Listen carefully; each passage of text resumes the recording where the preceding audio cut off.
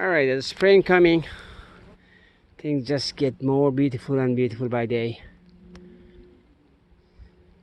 So I wonder about lockdown. I never was pro of that. I never believed that. I mean, we should know the virus. We know it. We know it how to behave. We know the enemy enough to be. It's not just open or no open. I don't buy that. I just never bought that. I think it should be remote, smart, and surgical attack, surgical, I would say, approach to handle this disease. I think young people. I left a message before how to open up the economy. You have to, the enemy, the virus, how it behave. You're not here to kill 25 years old female with a strong, healthy female or male. Matter of fact, is here to kill, very old or people with kind of weak immune system that cannot stand it. This is the enemy of the weaks. Our loved ones, of course. Unless we approach it Darwinian, and that's not tolerable in a modern democratic society. So what we have to do, I think the approach should be knowing that enemy. So you want to be depend on your resources, depend on your country, depend on the people that conform a society. America is so dynamic at the same time, has so many people with different backgrounds. So managing here is, I said 2.5 months ago, not even there were only 50, 60 people were infected, no deaths there. I said America heading a huge problem. It's just because it's not uniform, it's not, I would say there's a beautiful word for it, I can't remember, but anyways, it's not conformed. The nation is a nation state, but it's not one nation really. It's forming still. It's very young, the country. We compare that with Japan, China. I don't need. In fact, they're very boring. It's all, you go in China, they all look same. It's very boring. You go to Brazil, and then you see the dynamic of humanity. So managing Corona in Brazil, for instance, as opposed to, say, Japan or Korea, I think it's a heck of the deal to do it in Brazil. Even more heck of the deal is managing America, because not just the racial and national backgrounds people have here on extreme, because of the immigration and the whole way the country is formed, and is also so many complex factors here involved, economic, different class, different education levels, the area, all make a difference. So the solution for here, of course, we should not carbon copy any other country, but that doesn't give excuse to have so many casualties. It's 65 now, or 64, 65 probably, and 1,000 people dead. And I expect, even though summer coming and they don't talk about it, summer is make a difference. Warm weather make a difference. This is the weather today we have in Boston is not the weather of Corona. It's getting warmer, it's beautiful, sun, kill that bastard. So we know about the virus. I don't know why they don't say it. Why? First, I propose a question here, right there. Why we had so much casualty in New York a month ago, and yet in India, overpopulated, and all the headache they have, as far as poverty and as far as, they cannot afford social distancing. You see, they just don't have it. Yet the casualty is less. Someone explain that to me, other than the weather and climate. The casualty should be, if we're equal, in India, we should have, if we have 65,000 here, there should be 6.5 million over there, if not more. So somebody explain that to me. It's not climate based. It is. It has to be. No other factor I can see. Unless you're stupid enough to think they manage it better in India. Oh my God. Are you kidding me? So no nation here, in order to compare these nations as far as their governance effectiveness, it's not a simple answer. You could say, okay, for that incident, for instance, if we close the border to China very early, plus, give the credit. But we're consistent after that, right? It's just not stupid, it's just not the flights coming. But you let the flights coming, those were just because they were citizens of the United States. That's not enough. You just check them. They were carrying on with we didn't really did a good job as far as letting them get into New York. That's a fact. But anyways, this is so beautiful here. But my real point here in this episode, I know I touch everything, is again freedom versus death. I think death and freedom is not even existence. I like to compare existence opposite of death, and you are here and then you are not there. So they're other side of the cone, right? But I would say freedom and death. If you're not free, you're dead. On the other hand, that's how I see it. And for that, with that notion, I can see people lock up by force, knowing this virus. Yes, because you have to do trade-off, right? We know this virus enough that we don't have to lock up for good. We have to be responsibly lock up, responsibly open up, smart way. I don't see this kind of argument, smart, dynamic argument between either camp. We have a bunch of extreme right-wingers who think it's a macho to show their attitude and with the gun and show up in government buildings. That was stupid, I think. Well, but it's freedom of expression. The Second Amendment, they can carry the gun. You can stop them, but you can demonize their act. At the same time, you have extreme left that they want everybody to lock up and no.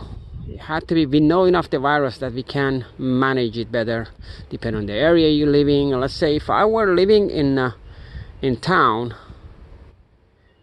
and it was irresponsible not wearing mask in indoor, which I believe everybody should do, and fortunately after 2 months Massachusetts passed it, and since I think it started Monday, or I'm not sure, on May 6th you have to wear it.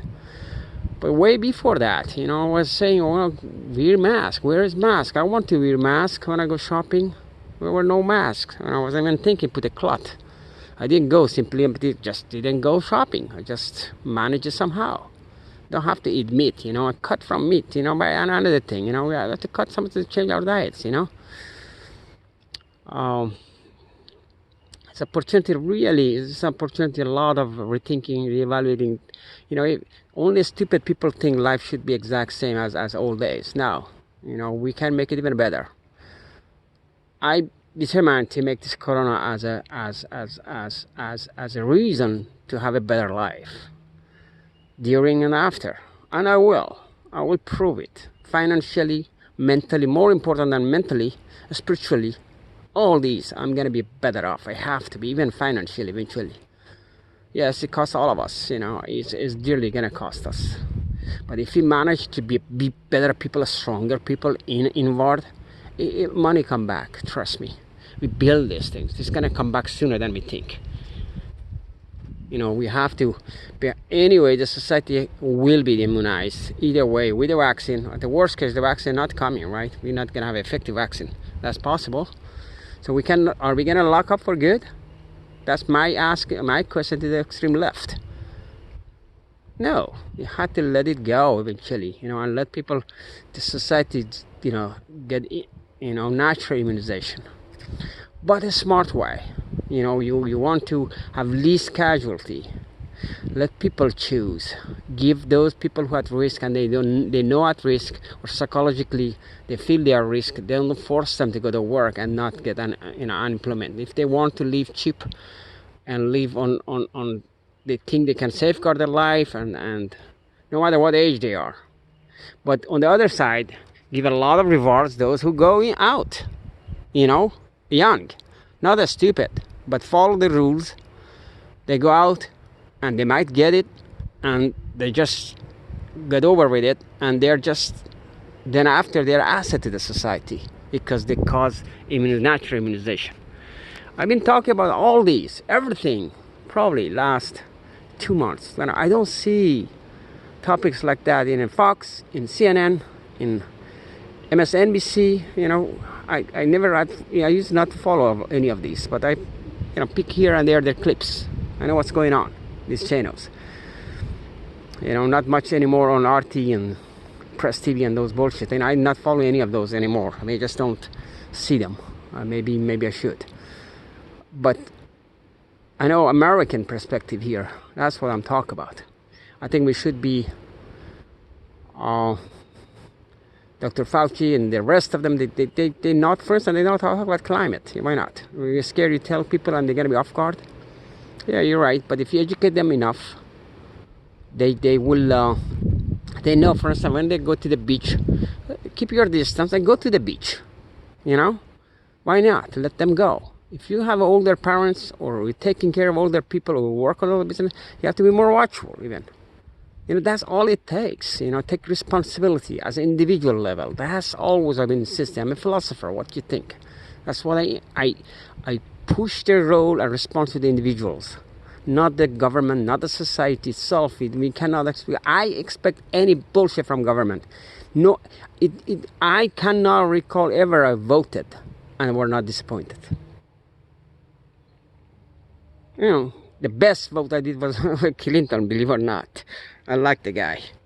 But I have been voting, I've been between bad and what they call the worst. I always had to be in that kind of situation. A few times I refused to vote too, which I regret why I didn't vote actually. So I'm indecisive in some way, 80%, 70% now, maybe even 60% to vote. Coming down on this and be more pro-vote now of this election coming.